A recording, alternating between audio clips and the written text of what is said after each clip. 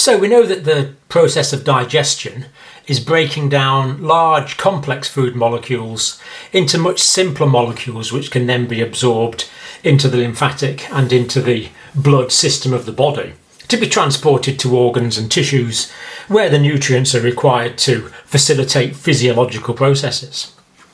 And digestion can be broken down into two components really. A lot of people, when we talk about digestion, they immediately think of chemical digestion.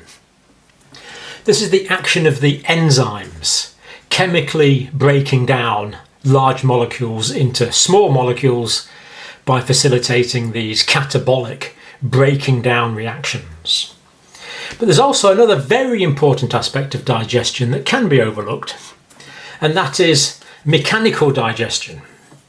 The process of mechanical digestion, the physical breaking down. So this is the chemical breaking down, this is the physical breaking down. And as we'll see, both are essential for the digestive process. Now, here we have the model of the digestive system that we're used to, the diagram of the digestive system that we're used to. And I think we'll just draw a little bit more on. We'll start with the mouth up on top. So this goes up to the pharynx at the back there. Then the mouth will come off. The mouth will be here. That'll be the mouth. Then this, of course, will go on, forming the nasal cavities. So these will be the nasal cavities here. This will be the oral cavity here. So the lips will be at the front of the oral cavity just here. And the tongue will be on the floor of the oral cavity just there like that. So we'll start off thinking about what's going on in the oral cavity first of all. And the first thing we can think about is water and mucus softening food. So water and mucus. Basically the parasympathetic branch of the autonomic nervous system is going to cause the production of saliva in the mouth. So this is a parasympathetic autonomic activity. Now the converse of this is sympathetic activity. And very often sympathetic activity does the opposite of parasympathetic activity. So if parasympathetic activity is going to moisten the mouth by causing the production of saliva from the salivary glands, then sympathetic activity is going to do the opposite of that.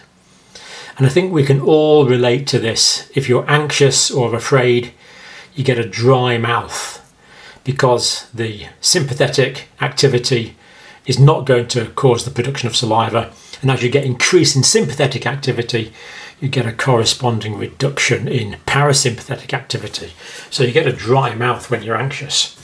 But physiologically, the parasympathetic nervous system is stimulating the production of saliva. And saliva comes from the salivary glands, and it's stimulated by the 7th cranial nerve, which is the facial nerve, and the 9th cranial nerve, which is the glossopharyngeal nerve. These components of the autonomic nervous system. And physiologically, saliva is going to be produced on an ongoing basis, and we actually produce about 1 litre to 1.5 litres of saliva per day, and that keeps the mouth moist. But it also runs down the esophagus and keeps the esophagus moist as well. So the esophagus is also moistened by saliva.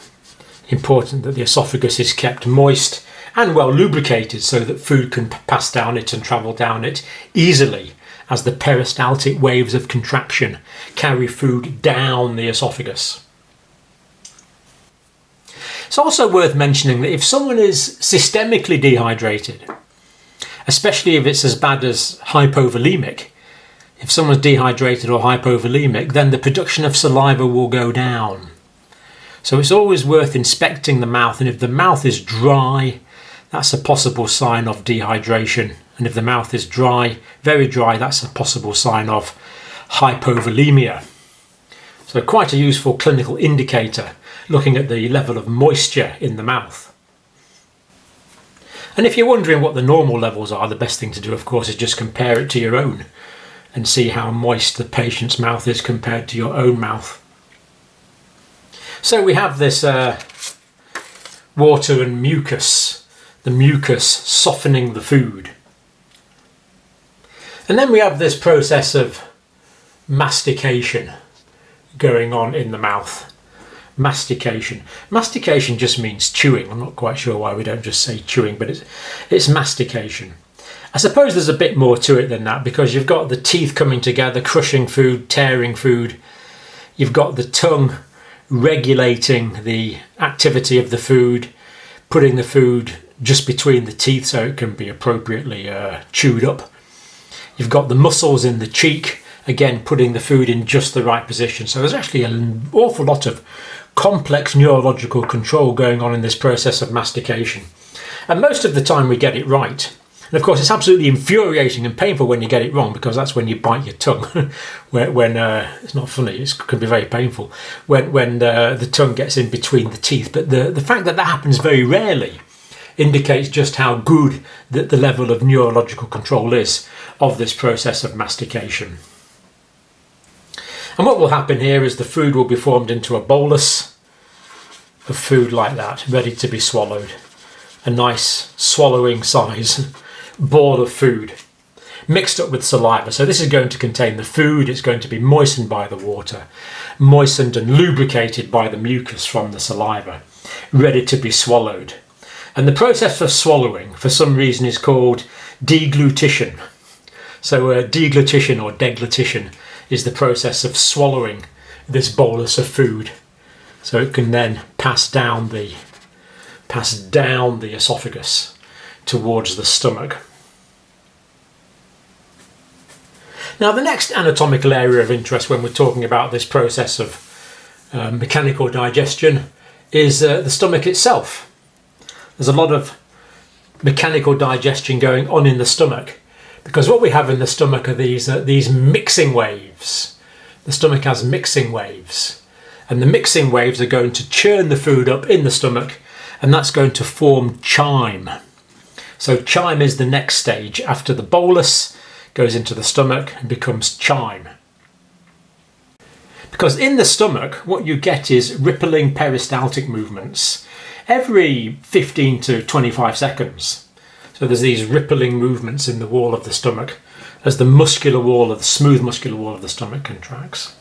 And that's going to macerate and mix the food. Macerate means it makes it wet. So it's going to be well mixed up. There's saliva there as well, but it's also going to be mixed up with gastric secretions in addition, mixing the food with gastric secretions. Now, these stomach mixing waves don't occur very much in the top of the stomach, in the fundus. So that's the fundus of the stomach at the top. That's largely involved in storage. So when you eat a large meal, that will distend, and there will be storage of food in there waiting to go into the lower parts of the stomach. But other parts of the stomach, we get these stomach mixing waves producing this semi-liquid chyme. Now, in the gastric pits in the lining of the stomach, there's a special sort of cell called parietal cells. And these parietal cells will produce hydrogen ions and chloride ions, H plus and Cl minus. And of course that gives rise to the formation of the main acid in the stomach, HCl, hydrochloric acid, which is the main acid in the stomach. Now, the hydrochloric acid is obviously a strong acid, and that's good because it means that bacteria that come into the stomach can be partly killed by the very acidic medium that they're confronted with when they get into the stomach. But the hydrochloric acid also unfolds proteins. So proteins are often in a very large, sometimes globular arrangement like this, highly folded like that, which is good because they form physiological functions as proteins. But the hydrochloric acid will help them to unfold and become a longer, thinner strand. And that's good because it means that the digestive enzymes can access them more easily. The unfolding of the proteins is greatly increasing the surface area of the protein over which digestive enzymes can then take effect. Now, I think the next one we'll mention in terms of mechanical digestion is bile. So bile, of course, is produced in the liver. It goes down the bile ducts after being stored in the gallbladder, goes down the hepatic ducts, common hepatic duct into the gallbladder, down the common bile duct and into the duodenum. And fats are actually emulsified by bile. So bile does not digest fat in any way, but it emulsifies it. So what will happen is a large globule of fatty material will be emulsified down into many smaller globules, massively increasing the surface area for the digestive enzymes that break down fat, the lipase, to access the surface of the fat. And this emulsification process means that it looks a white creamy colour. So for example, milk is white because it's an emulsion of fat. And it's interesting to note that the liver actually produces 800 to 1,000 mils of bile a day. Now, much less of that goes into the duodenum because the bile is stored and concentrated in the gallbladder. So if we think about where we're going with this digestive process, we started with the mouth, we went on to the stomach, mentioned bile. We're now in the small intestines. In the small intestine, called small because it has a more narrow lumen than the large intestine. And we notice that one of the processes going on here is called segmentation. Segmentation. So what's happening in this process of segmentation? Well, the small intestine is essentially a long tube. So here we have a long tube like this. And there's longitudinal muscles on the outside, but there's also circular muscles. And what happens in segmentation, firstly, is there's contraction of areas of circular muscle. Let's say there's a contraction here, and there's a contraction there. And these contractions are largely stimulated by distension. So when the chyme comes in, then these segments will be formed by contraction of the circular muscles. And this is controlled by the myenteric plexus. So in the walls of the intestine, there's a lot of neurological tissue called the myenteric plexus, which is controlling this process. And in the duodenum, these contractions will happen about 12 times a minute. In the ileum, it's a bit slower, maybe 8 times a minute. So initially, we've got this contraction. Let's say the initial contractions are these three areas. So there's contraction of the circular muscle there, and there, at roughly the same time. And I think you can now see that means we've got 2 segments, hence the name segmentation. That's the first stage. Now, the second stage is that the muscle fibres in the middle of each segment will also contract. So we're going to get contraction of the muscles here and the muscles here. So now we've got even more segments. We've got further segmentation. You could call these subsegments if you like.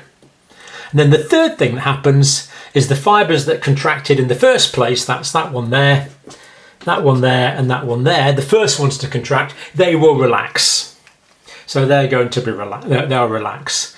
So what this means is that we've got larger segments again. And then this repeated process. And what this actually means is that the material in the small bowel is essentially sloshing back and forward. So we tend to think about peristalsis as being a process where we go progressively along there, all the way through the intestine to the large intestine. So we tend to think of it as a progressive process.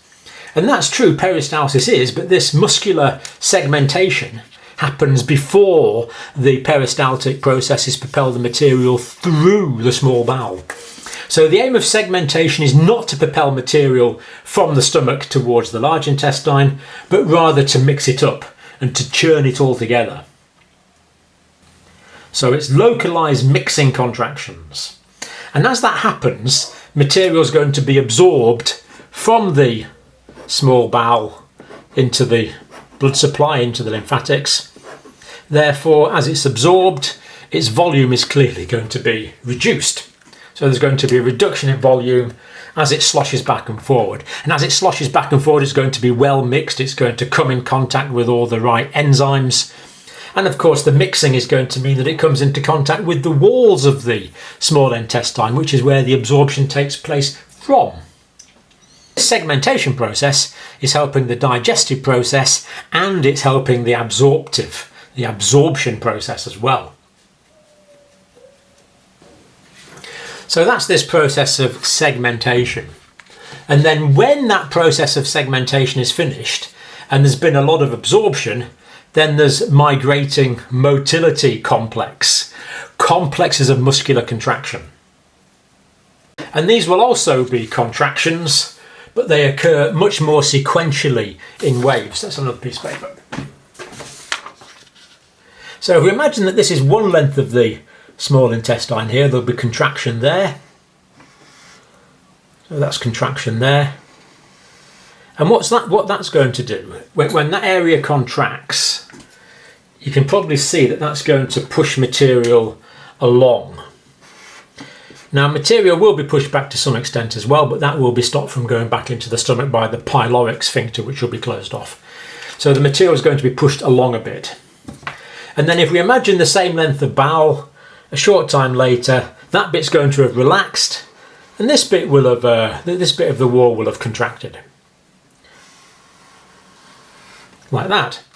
So that means that the bolus, which was there, that's been moved along, is now was there. It's been moved along. Now it's been moved along a bit, and it's going to be there. And then this muscle is going to relax, and the next part of the muscle is going to contract. So we go further along. Slightly lost my scale here, but never mind, you get the idea. Then that part is going to contract, so the bolus is pushed further along. It's pushed further along like this. So we get this wave of muscular contraction, just like any peristaltic process really, pushing the material further along the lumen of the small intestine as we go along. And that's what we call the migrating motility complex, this wave of contraction going down the small intestine, pushing material from the stomach towards the colon. And for such a wave of contraction to go all the way along the small intestine from the base of the stomach to the terminal ileum, that's going to take about 90 to 120 minutes. And altogether, the chyme remains in the intestine for about 3 to 5 hours before it's absorbed or pushed through to the colon. So that was the migrating motility complex. Now we notice that there is a intestinal juice. Intestinal juice. And the intestinal juice is produced, imagine this is a length of the small bowel here. So the intestinal juice is going to be produced by the lining of the small intestine. It's produced by the lining of the small intestine. And it's produced mostly in the lining walls of the first parts of the small intestine, the duodenum and the jejunum. And about 1 to 2 litres of this fluid are produced a day. So there's quite a lot of it being produced. 1 to 2 litres a day are being secreted into the lumen of the small intestine. And this is very important because it makes everything in here fluid. Because it's got to be fluid to mix with the digestive enzymes. It's got to be fluid to come into contact with the wall of the small intestine to facilitate absorption. So this, if you like, it's a diluting. So the intestinal juice is diluting the contents of the small intestine. Now, of course, there's already pancreatic juice in here, so that's going to further dilute the pancreatic juice. And as with that, did I say 1 to 2 litres of this are produced every day? A lot of it's reabsorbed. The part that's not reabsorbed will go into the colon and probably be reabsorbed, nearly all of it reabsorbed in the colon, if not before. And it's a clear yellowish fluid. It contains water and mucus. Now, some people think that this juice contains digestive enzymes. It doesn't, but of course it does mix with the pancreatic juice that does contain digestive enzymes. So when it's produced from the wall of the small intestine, it won't contain digestive enzymes. But when it's all mixed up with the pancreatic secretions, then yes, there will be digestive enzymes in the fluid within the lumen of the gastrointestinal tract, although it doesn't come from this intestinal juice produced by the wall of the small intestine. This just contains, well, mostly water and mucus. And it's quite alkaline. The pH here is about, well, we know the small intestine is generally an alkaline environment, so it's about 7.6 is the pH of this intestinal juice.